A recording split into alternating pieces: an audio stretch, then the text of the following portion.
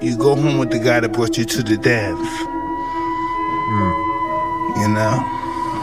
You have to be disciplined. Disciplined is doing what you hate to do, but do it like you love it. He's after you too. It's a war. You gotta really believe that.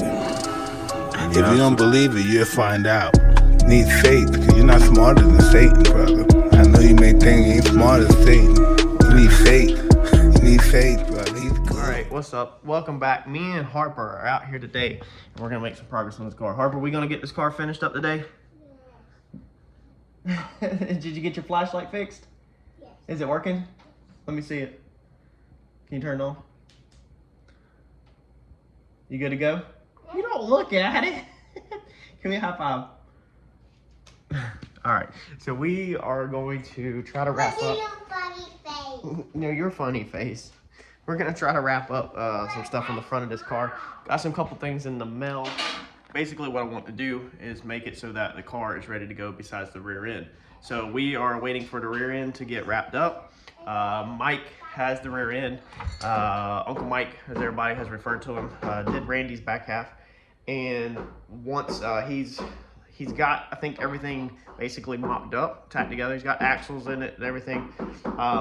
But he then has to bring it over here to the car to make sure we have all the brackets perfect, and then he'll also have to get measurements on the 4-link bars. Now we ordered from 10 Soldiers Race Car a chrome moly 4-link bar kit, so we are doing brand new 4-link bars because the distance is going to change just a little bit, being the brackets are changing. So instead of staying mild still, ooh, don't you chip that car. Instead of staying mild still, we're gonna go chrome moly. So you'll see all that when that comes up. But for right now, we just want to make sure that we're done on our part. That way, all we're waiting on is the rear end, because if we can make JJ the Boss's race, we will be taking the car to that. However, I think timeline wise, I don't think it'll happen, but I'll give it my 100%. It definitely won't be waiting on me. I promise you that. We snagged a new set of tires from John last night at the track. So we went testing with his car, snagged one of his set of tires because, as you know, we damaged this set whenever we tore the rear end up. So let's get at it today, and let's try to finish up this front. So somebody previously pointed out I had these lines basically to this length so that they would tuck down here, kind of like that, and look nice and clean, and kind of be tucked out of the way. And they were like, you know, from it going down here, condensation and oil and stuff could build up in the bottom. And then you would have no airflow, basically. I don't necessarily see that being an issue. I don't really need airflow per se through it, I don't think. It's just if crap hits the fan and we lift a gasket or something internally fails and we need to get all the oil out as fast as possible, it has a route for it to take to the back. However, even though I don't feel like it'll ever be an option, I am going to take y'all's advice. So I greatly appreciate you pointing that out. And we are going to take these and basically do it like this. So I'm going to recut these lines. I'm going to cut them down shorter right here so that they just swoop like that. That way, if anything comes up out, it kind of has to go uphill because these are an angle like that. So hopefully it'll go uphill. Hopefully it'll keep draining right back into the valve cover like this. And hopefully it doesn't go up over that, which so far we've had zero issue with anything being pushed through these lines. Even the old lines never ever had anything inside of them. So that's gonna be our first task. We reached out to Evil Energy for our other two fittings. However, I told them I needed 90s. They said send the SKU numbers and everything. I sent them everything, screenshot of exactly what I needed, and they sent me the wrong one. So they sent me straights instead of 90s. So I'm not exactly the type to just ask for more free stuff. I've already did my end of the deal and did my video for them, and they supplied all of these products for free in compensation for the video. So I wasn't gonna reach out no more. I don't want handouts or anything. So I went on eBay and ordered us just a whole 4-pack. I think this was like 20 bucks for 4 fittings. I mean, you can't beat that at all. So we got our 90s now. We just need to cut these lines to the length that we need and then install them. So I had reached out to Alky Diggers and said I needed a spare belt. They sent me a spare, but then that weekend we threw this one at the track. So then this one was going to become the primary. So I said, hey, we need another spare. So now we have 3 fuel pump belts. I think this one that we threw at the track, honestly, would be perfectly fine. However, I guess we're going to go ahead and throw a new one on there possibly, and not run this one and just use this one as a spare. Or maybe we'll put this one on just to see if things go smooth instead of tearing up a brand new one. We'll definitely put these in a trailer no matter what though. So we have belts. So we got 3 fuel pump belts, 2.5 fuel pump belts on now. So we should be solid on that. And then also, man, Alky Diggers is so amazing. That pulley, as I showed in the previous video, wobbled. When we received that, if you remember that video, I had to do some filing work. That thing never fit perfect at all. It's very hard to get on there, and it took a lot of filing and sanding inside here to actually get that thing to go on there. Now, they said it's supposed to be a tight fit, but I don't feel like it's supposed to have been that tight. So I don't know if filing on it and everything made it where it kind of wiggles like that or not, but I reached out to them, told them the situation, and he got me out another one at no cost to me. So huge shout out to Alky Diggers for making that right, whether it's my fault or their fault. I think he said they test fitted this one. It looks like there has been a little bit of work done on the inside. Kind of looks like it. But he said what it is that the keyway is going to be super tight, and it might need to be sanded on just a little bit also. So fortunately, I'm gonna have to deal with this again. I'm hoping it just slips on, and the keyway is all we have to deal with, but we got to get that mounted on, get our fuel pump belt put back on, change our oil filter because we didn't get that one done at the track. We just did that one, and then up here should be pretty buttoned up. So let's get our lines done. All right, so we ordered a laser belt alignment tool. It uses a laser and you can line your belt up. So I'm trying to make it an effort to actually get this belt aligned and stay on, even though I know I'm going turbo. I'm trying to make an effort for y'all to see how much we can get out of this belt and see if we can get this belt to stop throwing off the car. So what we've done is I figured, well, let's try a string method today. You know, we got to at least be close enough where we can't see it in a string. You know, of course, a laser would be more accurate, but we got to at least get it within a string, or we probably don't stand a chance. So put string on here. It's touching on this side of the pulley. All right, it's right there. But then on this side, okay, you can see we got a gap in there. And then when we go on down, it's clamped to that side of the pulley. But you can see we have a pretty gnarly gap on that side too. And it doesn't touch the center one. So everything is completely out of, kind of like bananaed like this. So I'm sure that probably has something to do with our issues. It's probably all these standoffs here.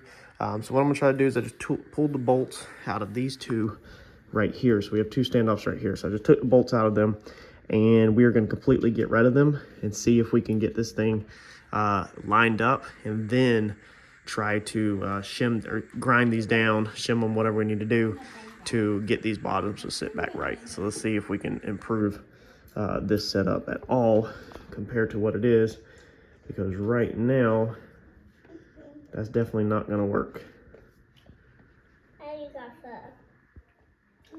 All right, so now, okay, we have it. It is a whole lot closer. Now, I understand that this is off a string and this is just rough, crude measurement. This is not a laser, but like I said, UPS lost my laser alignment tool. So if you have a problem with a string, you can contact UPS and let them know that you're extremely dissatisfied with them losing my laser alignment tool. It was $130. So when I built this little standoff, I literally bolted it to there and then tacked it and just went perfect with what it was already at.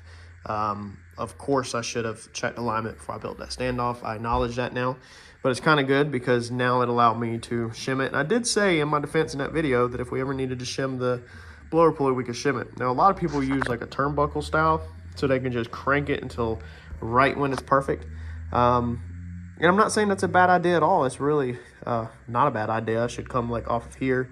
Should have come off of here with a bolt and then maybe go up there with a turnbuckle. But I think we have this close enough right now. Let's get Harper's flashlight and I'll show y'all. Because like I said, we're going to go turbo. Unless for some crazy reason we can just stop slinging belts and we can get good potential out of this car, then maybe we'd hold off on turbo. But, so up here, we still have, and it's hard for the camera to pick it up, but you can kind of see where it's still off just a little bit. Okay, let's see here. Right there.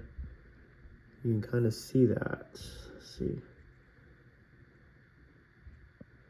can barely see it. The camera don't even want to pick it up. It's so, minute. Oh, there you go. I guess you can see it when we do it like that. So it's off just a little bit on that side.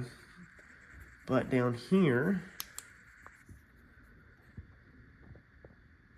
barely off right there. Like you can kind of see the flashlight through the back side, but barely. Camera won't even focus. And then same story there. Like it's barely off. In person, you actually can barely see it. Like it's kind of like blurry almost. This pulley is a little tiny bit wider than the other ones, I think, since it's an idler pulley. I did notice that earlier. But it is slightly touching the spring, or the string. What did I say, spring? Because you can see, let's see here, let's pin the camera on the bracket. You can see the spring jumping on that one spot where we threw a belt. And it kind of has an end sticking out.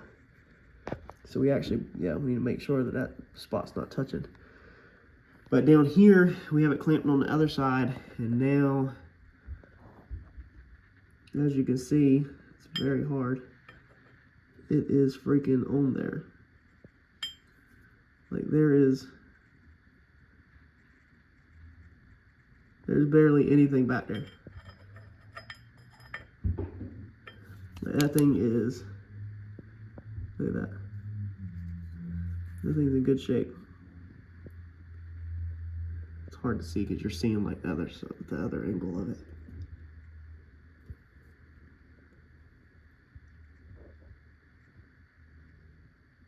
It's crazy. It's good. So we're a lot better shape than we were a minute ago. A whole lot better shape. But it took all of them washers right there to get it this close. Now what we have to do is figure out the distance of our other standoffs and how they need to be put on there so that they don't mess everything up. There's one that goes through the motor plate that I don't think we need. I think we probably only need one, probably the upper one. So I'm gonna try my best now to figure out how to make adjustments to these standoffs without having a lathe or machining, and to be able to cut these down to where they'll fit. So I think hopefully this time maybe we'll get a luck of a draw and get some better results, being we obviously have made some changes. I went ahead and put this bottom piece in. I shaved it down, the standoff, and then just simply shimmed it with washers. They're pretty easy. I don't think we need the bottom one. Okay, so I put them two in. And I think we're gonna be good to go. So hopefully we'll get different results this time at the track. Got our lines done, made up. Cut them the same length, and then I realized that they're actually staggered different. I guess the way that the valve covers are laid out, they're actually different lengths. So kind of bothers me that they're not at the perfect curve matching, but I don't think anybody else will notice it. I'm just pay attention to every little detail. But yeah, fingers crossed, different results next time at the track.